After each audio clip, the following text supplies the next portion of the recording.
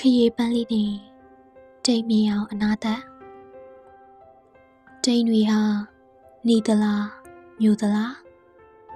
လှုပ်ရှားနေသလားရက်တက်နေသလား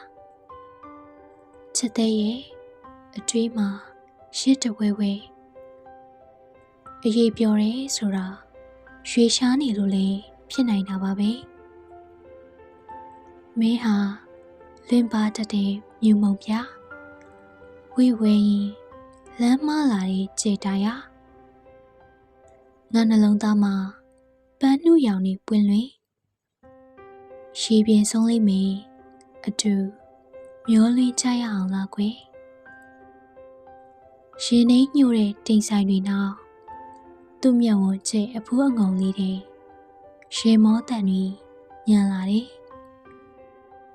စပင်ကွေးကွေးတွေချပုံးခိုရင်အတိတ်မှတ်တမ်းတွေထဲကမင်းနာမည်ကိုအနာကနေဆွဲချီချင်မိရဲ့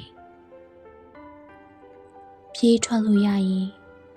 ထွေးဖက်ထားခြင်းမိရဲ့ခရီးရဲ့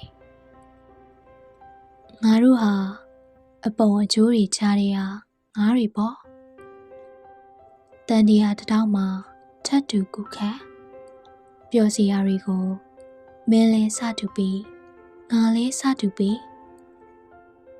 ကစင့်ကရရာသီဥတုတွေကြပြစာသားတွေပေါ်အတူကားခုံချရအောင်လားကွယ်တွေ့တာမှုတွေတည်ရဲ့ကျိုးမြင်တွေတစ်ချက်တစ်ချက်ပန်းရည်နဲ့တွေမွေးလာတယ်ဒုက္ခကပါသက်တာရခရီးဖြူလေးကျွန်တော်ပဲ့ချွေပြီးပန်းကလေးရှားလိုက်တဲ့နေကြီးတွေကိုတော့အမြဲအမတ်ရနေစီခြင်းပါတယ်